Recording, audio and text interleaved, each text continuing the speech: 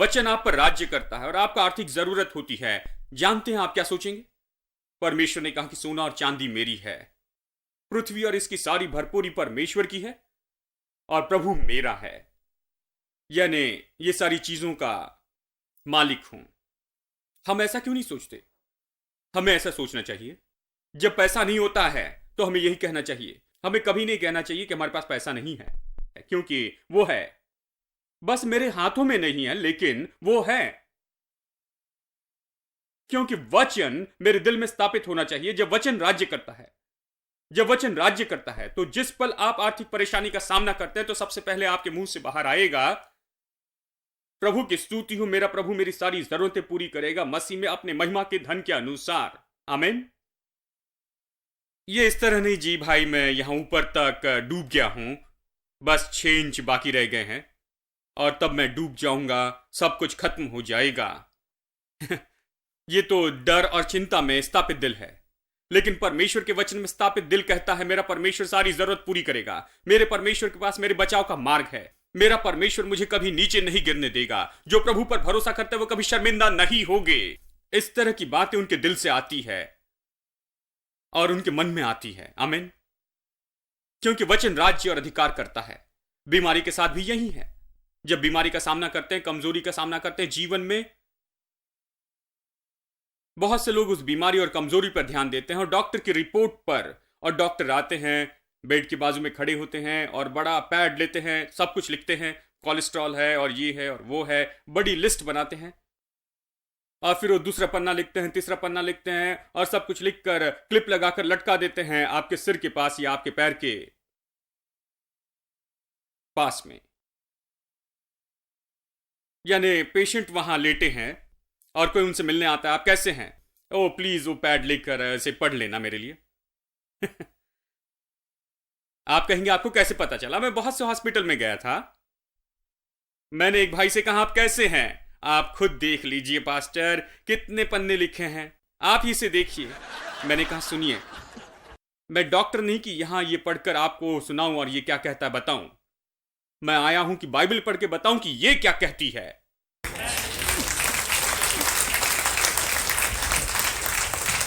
इसका मतलब ये नहीं है कि मैं ये कह रहा हूं कि डॉक्टर बुरे हैं, नहीं नहीं नहीं, मेरा ये मतलब नहीं है। मैं कह रहा हूं कि वो मेडिकली इसे देखते हैं और शारीरिक वास्तविकता बता रहे हैं जैसे आप हैं।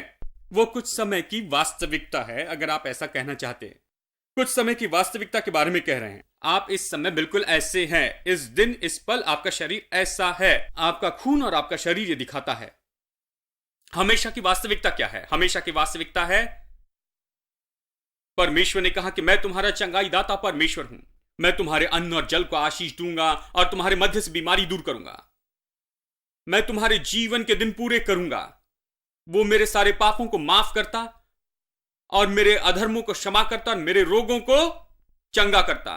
उसके कोड़े खाने से मैं चंगा हो चुका हूं, मेरी चंगाई जल्दी आएगी, ये कहता है। हम इसे क्यों नहीं लटकाते हैं बड़े अक्षरों में? चंगाई जल्दी आएगी, बाइबल यही कहती है। वो जल्दी आएगी, जल्दी उभर कर आएगी, मेरी चंगाई जल्दी आएगी। क्या ये प्रतिदिन देखना अच्छा नहीं होगा? मेरी चंगाई जल्दी आएगी। ये आपकी असली परिस्थिति के बारे में कहता है, जहां आप सच में हैं। आपका दिल इसमें स्थापित होना चाहिए, आपका मन इसमें स्थापित होना चाहिए। यह बहुत ही आसान है कि सब लोग जो कहते हैं या डॉक्टर जो कहते हैं उसके अंदर आपका दिल स्थापित हो जाए। और सबसे पहले हम वही सोचते हैं जो डॉक्टर कहते हैं, और सबसे पहले हम वही सोचते हैं कि जो पासबुक कहती है। पहले हम सोचते हैं कि हमारी परिस्थिति कैसी है, जबकि सबसे पहले हमें सोचना चाहिए कि परमेश्वर ने अपने वचन में क्या घोषित किया है। हमें सबसे पहले इसी के बारे में सोचना चाहिए। अगर आप ऐसे व्यक्ति हैं जिनकी जरूरत के समय आपके मन में पहला विचार यही आता है कि परमेश्वर का वचन, और परमेश्वर का वचन आपकी जरूरत के लिए जवाब है, तो आपका दिल वचन में स्थापित है। आमीन। ये इसी के बारे में है। अब मेरे साथ निकाले इब्रानियों अध्याय 4। परमेश्वर वचन में है, यीशु वचन है। यह मैं आपको दिखाना चाहता हूं। अध्याय 4 वचन 12। परमेश्वर का वचन जीवित है। यह अनुवाद कहता है कि जीवित है और सामर्थी है। प्रभु का वचन जीवित और सामर्थी है। अब यही रुकते हैं। परमेश्वर का वचन जीवित और सामर्थ्य, इसका मतलब क्या है? बिल्कुल जैसे मैं जीवित हूं और मुझ में कुछ सामर्थ्य है, मैं चीजें हिला सकता हूं, बातें कर सकता हूं, चल सकता हूं, कुछ कर सकता हूं, निर्णय ले सकता हूं और किसी दिशा में चल सकता हूं। मैं जो चाहे वो कर सकता हूं क्योंकि मैं सोचने वाला, जीवित और सामर्थ्य व्यक्ति हूं। मुझ में और कुछ योग्यता है, मैं जीवित और सामर्थी हूं। क्या यह सच है? बिल्कुल इसी तरह से वचन जीवित और सामर्थी है। देखिए, आपको यह अपने मन से निकालना होगा कि यह किताब है और यह मसीह किताब है, जैसे कुछ लोग कहते हैं। सबके पास कुछ किताब है तो हमारे पास यह मसीह किताब है। नहीं नहीं नहीं, यह मसीह किताब नहीं है दोस्तों, यह जीवित है। सब लोग कहे वचन जीवित है और सामर्थी है। इसका अर्थ है जैसे किसी व्यक्ति में सामर्थ है, उसमें जीवन है। वचन में जीवन और सामर्थ्य है। यानी परमेश्वर का वचन कोई डॉक्टरिन नहीं जिसे हमने किताब का रूप दिया है कि हम उसे बनाकर शेल्फ में रखें और कहें कि हमारे चर्च में यह हमारी डॉक्टरिन है। नहीं, परमेश्वर का वचन कभी इसके लिए नहीं बना है। परमेश्वर का वचन बना है कि आप में जाए जीवित और सामर्थी चीज के रूप में, कि आपको बदल दे और रूपांतर कर दे। प्रभु का वचन यही करता है। आपको चर्च में जाकर कुछ डॉक्टरिन जानने की जरूरत नहीं कि आप क्या विश्वास करते हैं और क्यों विश्वास करते नहीं। हेलो, कुछ लोग सोच रहे हैं कि मेरे प्रभु, मैं तो बस यही कर रहा था इतने सालों से। यह तो गलत है। आपको चर्च में जाकर ये सुनने की जरूरत नहीं कि हम ये विश्वास करते हैं, यह हमारा चर्च है, हमारी डिनोमिनेशन है, यह हमारी डॉक्ट्रिन है, यह हमारा विश्वास है, ये और वो है। नहीं नहीं, वचन इसके लिए नहीं है। आप चर्च में जाते हैं कि आपके अंदर जीवित सामर्थी परमेश्वर का वचन ले, ताकि वो आप में काम करे और आपको बदल दे और रूपांतरित कर दे। क्या यह हो रहा है? वचन जीवित और सामर्थी है। जैसा कोई व्यक्ति जीवित और सामर्थी होता और कुछ करता है, यह परमेश्वर के व्यक्तित्व के बारे में कहता है। मैं आपको बताऊंगा, वचन जीवित और सामर्थी है, किसी भी दोधारी तलवार से चोखा है और प्राण और आत्मा को और गांठ गांठ और गुदे गुदे को अलग करके वार पार छेदता है और मन की भावनाओं और विचारों को जांचता है। चलिए मैं मोफेट अनुवाद से पढ़ता हूं। लोगोस, परमेश्वर का वचन, जीवित और प्रबल और हर तरह की दोधारी तलवार से भी चोखा है, जो प्राण और आत्मा को और गांठ गांठ और गुदे गुदे को अलग करके वार पार छेदता है और मन की भावनाओं और विचारों को जांचता है। और अब सुनिए वचन 13। सृष्टि की कोई भी वस्तु उसकी दृष्टि से छिपी नहीं है। किसकी दृष्टि में? वचन की दृष्टि में। अब देखिए, अचानक वचन एक व्यक्ति हो जाता है। वचन देखने वाला वचन होता है, वचन भेदने वाला वचन होता है, वचन सामर्थी वचन है, बिल्कुल किसी व्यक्ति के जैसे है। यह क्या कहता है?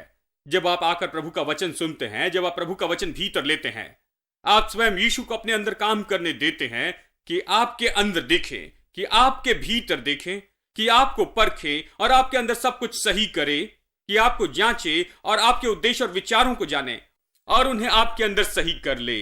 यही तो प्रभु के वचन का आपके अंदर प्रभाव है मेरे दोस्तों। क्या यह अद्भुत नहीं है? जब आप प्रभु के वचन में जाते हैं तो कोई मसीह सिद्धांत सीखने नहीं जाते हैं। आप यीशु के व्यक्तित्व को यानी स्वयं परमेश्वर को अपने भीतर आने की अनुमति देते हैं कि वह आपके विचारों और उद्देश्यों को जांचे और आपको दिखाए कि क्या गलत है और क्या सही है, कि आपको जांचे और सही करे और आप में सामर्थी रूप में काम करे। यही तो हो रहा है जब आप वचन को अनुमति देते हैं। यह हमारी धार्मिक सोच से कितना अलग है। इसलिए वचन को हमें बाइबल स्टडी के रूप में नहीं देखना चाहिए। ये तो बाइबल स्टडी नहीं है। बाइबल स्टडी केवल आपके मन को भरती है और ज्ञान देती है कि ये कब हुआ और वो क्यों हुआ, शायद ये इस तरह से हुआ होगा। हाँ, और आप जाते हुए सोचते हैं कि हाँ ये क्यों, शायद इस तरह से ही हुआ होगा। नहीं, वचन ऐसा नहीं होना चाहिए। इसलिए मैं इन सारी बातों में नहीं जाता। वचन कभी भी इस तरह से बताने के लिए नहीं बना है। परमेश्वर का वचन इस तरह से बना है कि जब भी उसे कहे तो स्वयं मानो परमेश्वर कह रहा है, जो लोगों के दिलों और मनों को देखता है और लोगों के विचारों और उद्देश्यों को जांचता है। वो उन्हें जांचता और उन्हें सही करता है। जो व्यक्ति में सामर्थ्य काम करता है इस वचन के द्वारा, केवल यही तरीका है जिसके द्वारा वचन सिखाया जाना चाहिए, केवल स्टडी के उपयोग के लिए नहीं, नहीं, जीवित और सामर्थी है ये। इसे बताया जाए ताकि ये काम करे आपके अंदर में। इसे सुनिए। सृष्टि की कोई वस्तु से छिपी नहीं है, वरन जिससे हमें काम है उसकी आंखों के सामने सब वस्तुएं खुली और प्रकट है। अचानक वचन एक व्यक्तित्व होता है, व्यक्ति होता है, यानी व्यक्ति है। उसकी आंखें, वो देखता है, जांचता है, सब कुछ सही करता है। और ये सब मेरे साथ निकाले पहला थिस्सलुनीकियों 2:13। मैं अलग अनुवाद से पढ़ना चाहता हूं, लेकिन पहले किंग जेम्स से पढ़ लेते हैं। एक अनुवाद है जिसे कॉनी बेयर कहते हैं। देखिए, अनुवाद कई बार बहुत उपयोगी होते हैं, क्योंकि हर एक अनुवादक, सबसे पहले इतने अनुवाद क्यों होते हैं? क्योंकि हर एक अनुवादक किसी खास पृष्ठभूमि और खास चीज पर गौर करता है और कोशिश करता है कि वचन क्या कहता है उसका सही अर्थ निकाले, उसके साथ जो वो सोचता है कि बहुत जरूरी है। यानी वो असली अर्थ बताने की कोशिश करता, वो केवल एक और अनुवाद देने की कोशिश नहीं करता, लेकिन उसके मन में कुछ और है। वो कहता है कि इसे समझे बिना तुम इसे नहीं समझ सकते हो, इसलिए मैं इस वचन में तुम्हें ये बताता हूं। इसे गौर से सुनिए। वचन 13। इसलिए हम भी परमेश्वर का धन्यवाद निरंतर करते हैं कि जब हमारे द्वारा परमेश्वर के सुसमाचार का वचन तुम्हारे पास पहुंचा तो तुम उसे मनुष्य का नहीं परंतु परमेश्वर का वचन समझकर ग्रहण किया। वो तुम विश्वासियों में जो विश्वास करते हो प्रभावशाली है। चलिए मैं इसे कॉनी बेयर से पढ़ता हूं। इसलिए हम भी परमेश्वर का निरंतर धन्यवाद करते हैं क्योंकि जब तुमने परमेश्वर का कहा गया वचन सुना। यहां कहा गया वचन कहता है ये इसलिए क्योंकि जब थिस्सलुनीकियों ने पौलुस का प्रचार सुना, उनके पास बाइबल नहीं थी। बाइबल तो उसके बहुत समय बाद में आई। तो उन्होंने क्या सुना? उन्होंने इसे सुना जैसे परमेश्वर के वचन थे, मनुष्य के शब्द के जैसे नहीं। जब उन्होंने उसके मुंह से सुना जो प्रचार किया गया, उन्होंने जाना कि यह सीधा परमेश्वर से आ रहा है, जैसे परमेश्वर कह रहा है, और उसे वैसे ही प्राप्त किया। कोई बाइबल नहीं थी, तब तक बाइबल नहीं बनी थी। अब कॉनी बेयर इसे देखता है और इसके बारे में वो कहता है, इसलिए हम भी परमेश्वर का निरंतर धन्यवाद करते हैं कि तुमने परमेश्वर का बोला गया वचन सुना। इसका अर्थ है जब तुमने मेरा प्रचार सुना। इसे गौर से सुनिए, ये बहुत महत्वपूर्ण बात है। पौलुस कहता है तुमने मेरा प्रचार सुना। उनके पास देखने के लिए बाइबल नहीं थी। उन्होंने पौलुस का प्रचार सुना। उसने क्या प्रचार किया था? उसने मसीह का प्रचार किया और क्रूस का, वहां पर क्या हुआ, और पुनरुत्थान। उसने नई सृष्टि के बारे में प्रचार किया। उसने मसीह की देह के बारे में बताया। उसने सिखाया कि वो मसीह में कौन है और ये सारी चीजें। वो कहता है जब तुमने मुझसे परमेश्वर का वचन सुना, तुम्हारे पास बाइबल नहीं थी, लेकिन जो मैंने प्रचार किया वही सुना। यह बहुत महत्वपूर्ण है। परमेश्वर का कहा गया वचन, तुमने इसे मनुष्य के शब्दों जैसे स्वीकार नहीं किया। दूसरे शब्दों में तुमने इसे सुना। तुम्हारे पास बाइबल नहीं है। मैं तुम्हें बस प्रचार कर रहा था कि मसीह ने क्या किया। मसीह मरा, वो जीवित हो गया, और इन सब का अर्थ क्या है। अब हम मसीह में कौन है, हम नई सृष्टि हैं, हम मसीह में कौन है, और ये सब कुछ बताया। तुमने इसे ऐसे स्वीकार नहीं किया जैसे मनुष्य कह रहा हो। तुमने इसे नहीं कहा कि ये पौलुस है और ये ऐसा ऐसा है, वो इस जगह का है। तुमने इसे मनुष्य के सिद्धांत या प्रचार के रूप में नहीं लिया, मनुष्य के शब्द नहीं, लेकिन परमेश्वर के वचन के रूप में से लिया। तुमने इसे मनुष्य के रूप में नहीं लिया, लेकिन परमेश्वर के वचन के रूप में लिया। पौलुस कहता है कि यह सच में परमेश्वर का वचन है, सीधा तुम्हारे पास परमेश्वर के वचन से आता है। यह सीधा तुम्हारे पास परमेश्वर के वचन से आता है। परमेश्वर का वचन इसी तरह से बताया जाना चाहिए। परमेश्वर का वचन, परमेश्वर अपने लोगों से बातें करता है। यानी जब वो परमेश्वर का वचन प्रचार करता है, ये परमेश्वर कहता है, मनुष्य नहीं कहता। परमेश्वर आपसे बातें करता है। परमेश्वर का वचन आपके पास आता है। परमेश्वर का वचन आपसे बातें करता है। वो कहता है कि तुम इसे परमेश्वर के वचन के रूप में लेते हो और ये सच में परमेश्वर का वचन है। और फिर इसे सुनिए। याद रखिए, किंग जेम्स वर्जन ये कहता है कि ये सत्य है और परमेश्वर का वचन है। हम इसे प्रचार करते और तुम इस पर विश्वास करते हो। अब कॉर्नी बेयर से सुनिए। वो कहता है ये सच में परमेश्वर का वचन है जो स्वयं काम करता है विश्वासियों में जो विश्वास रखते हैं। अब उसने कुछ अजीब सी बात यहां लाई है। कहता है तुमने वचन सुना। यह नहीं सोचा कि यह मनुष्य का वचन है, सोचा कि स्वयं परमेश्वर बातें करता है। और वो किंग जेम्स के जैसे कह सकता था कि ये तुम में प्रभावी और सामर्थ्य काम करता है जब तुम में ये जाता है, लेकिन ऐसे नहीं कहता। वो कहता है वो अचानक उसे एक व्यक्तित्व देता है। वो वचन को कहता है कि वो खुद काम करता है, तुम विश्वास करने वालों में सामर्थ्य रूप में। दूसरे शब्दों में, जब आप आकर प्रभु का वचन सुनते हैं मेरे दोस्तों,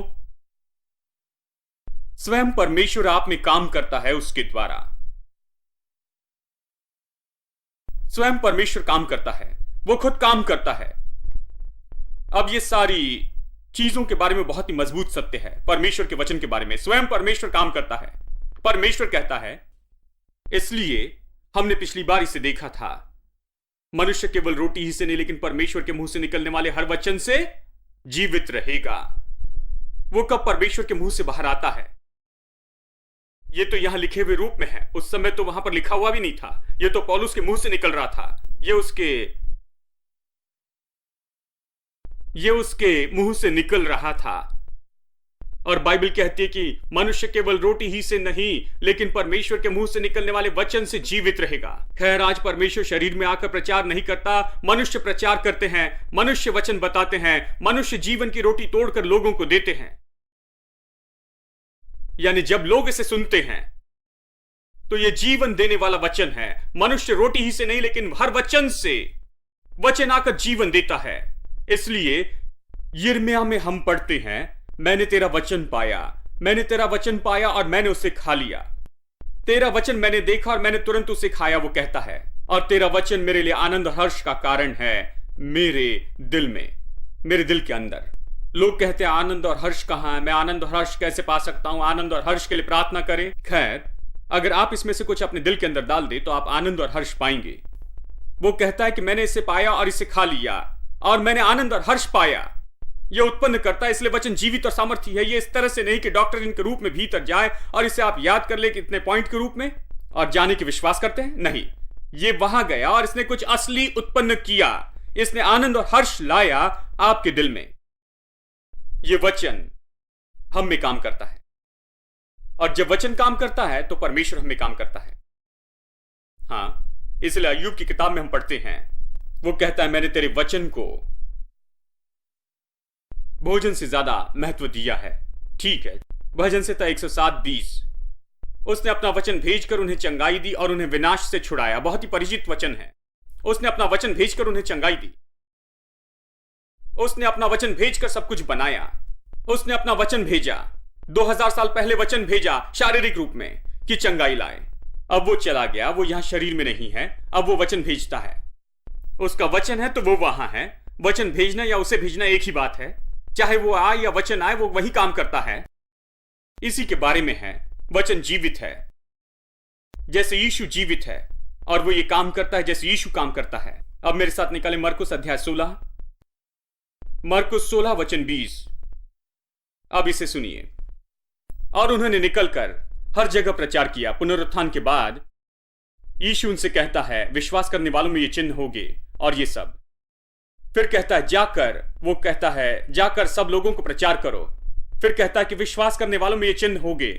और उसके बाद वो कहता है कि क्या हुआ? वचन 19 सुनिए, वचन 19। प्रभु यीशु उनसे बातें करने के बाद स्वर्ग पर उठा लिया गया और परमेश्वर की दाहिनी ओर बैठ गया। वो परमेश्वर के दाहिने हाथ में बैठ गया। यीशु अपने पुनरुत्थान के बाद महिमा में शरीर के साथ परमेश्वर के दाहिने में जा बैठा। वो यहां पुनरुत्थान के शरीर में नहीं है, जी उठे शरीर में यहां नहीं है। ठीक है, अब वचन 20 देखिए। वो आगे गए, वो वहां जाकर बैठ गया, लेकिन ये लोग आगे बढ़े और उन्होंने हर जगह प्रचार किया और प्रभु उनके साथ काम करता रहा। यहां हमने अभी पढ़ा कि यीशु ऊपर चला गया, लेकिन अब प्रभु काम कर रहा है उनके साथ में। खैर, वो ऊपर जाकर बैठ गया तो अब वो कैसे काम कर रहा था? अगर वो उठाया गया और स्वर्ग में परमेश्वर के दाहिने ओर बैठाया गया है, वो उनके साथ कैसे काम कर सकता था? वो कैसे काम कर रहा था? क्या वो शरीर में आकर उनके साथ काम कर रहा था? इसे सुनिए। उन्होंने जाकर हर जगह प्रचार किया और प्रभु उनके साथ काम कर रहा था और चिन्हों द्वारा अपना वचन साबित कर रहा था। यानी जब प्रभु यीशु जाकर परमेश्वर के दाहिने हाथ में बैठ गया और इन लोगों ने जाकर हर जगह प्रचार किया और प्रभु उनके साथ काम कर रहा था, वो क्या कर रहा था? वो साबित कर रहा था वचन को। तो इन लोगों ने क्या किया? उन्होंने जाकर वचन प्रचार किया। उन्होंने यही किया। वचन किसके बारे में था? वचन सुसमाचार था। वचन था कि यीशु ने क्या किया। उसने उनके लिए क्या लाया? छुटकारा, उद्धार, नई सृष्टि और ये सब उन्होंने हर जगह यही प्रचार किया।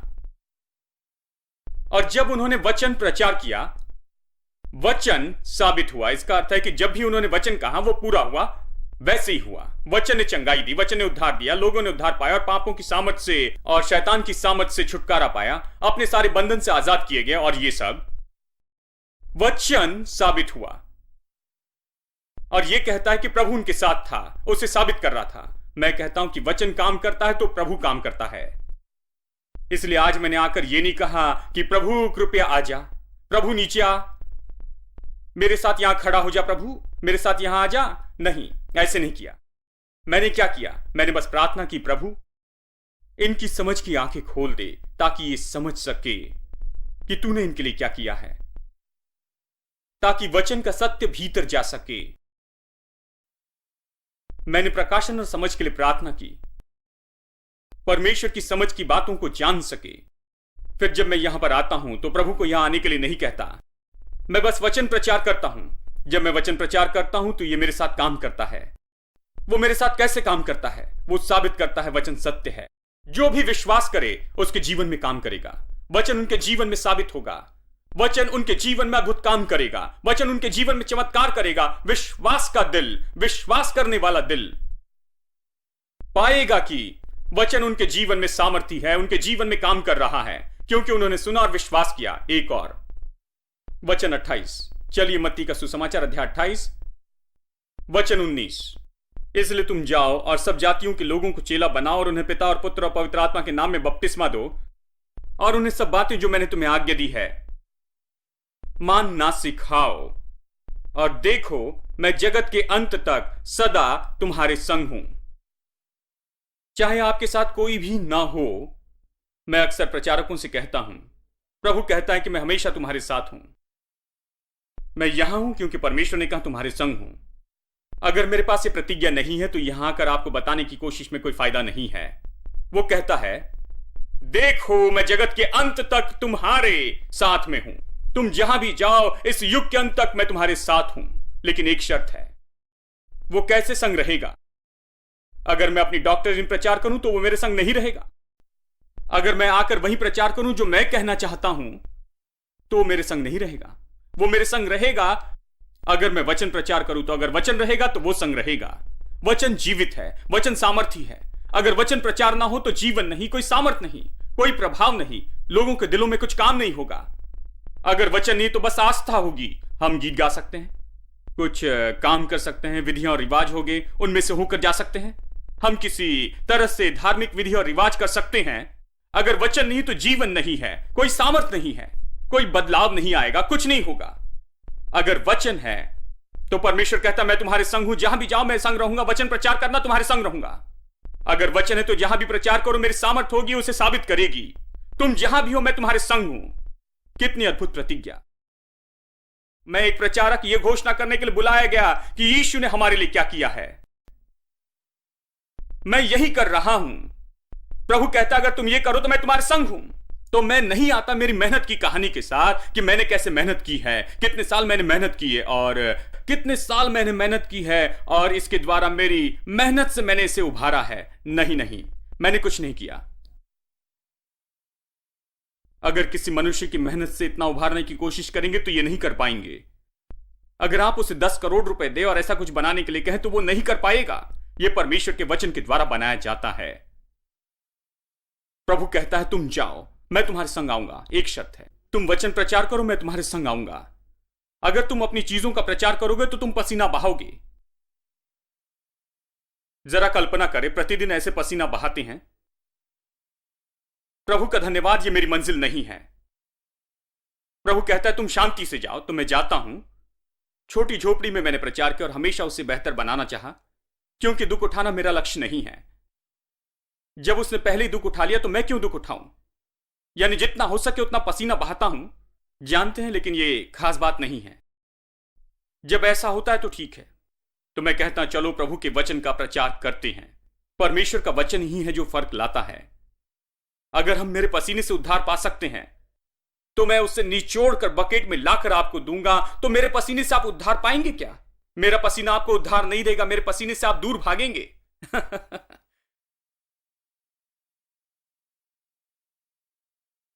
अगर आप मेरी मेहनत के द्वारा उद्धार पाएंगे तो मैं बहुत मेहनत करूंगा, क्योंकि मैंने अपना जीवन प्रभु को दिया है। जो प्रभु चाहता है वही करूंगा। अगर मेरी मेहनत आपको उद्धार देती है तो मैं आपके लिए बहुत मेहनत करूंगा, ईमानदारी से कह रहा हूं। लेकिन मेरी मेहनत कुछ नहीं करेगी। अगर मेरा दुख उठाना आपको बचाए, अगर मैं गरीबी में रहूं और वो आपको बचाए और आशीष दे, तो मैं गरीबी सहने के लिए तैयार हूं। अगर वो आपको आशीष दे, लेकिन वो आपको उद्धार नहीं देगी, आशीष नहीं देगी, इसलिए मैं एक समय का खाना भी नहीं छोड़ूंगा। मैं घर जाकर अच्छे से खाऊंगा। मैंने सारी अरेंजमेंट कर ली है पहले से ही मेरे दोस्तों। मैंने निर्णय लिया है कि मेरे कुछ करने से लोग आशीष नहीं पाएंगे जब तक मैं खड़े होकर प्रभु का वचन प्रचार न करूं, कि उन्हें वो अद्भुत और महिमा में बातें बताऊं जो प्रभु ने की है। ये उद्धार देगा, छुटकारा और चंगाई देगा, आशीष देकर संपन्न करेगा। आइए हम खड़े हो जाएं।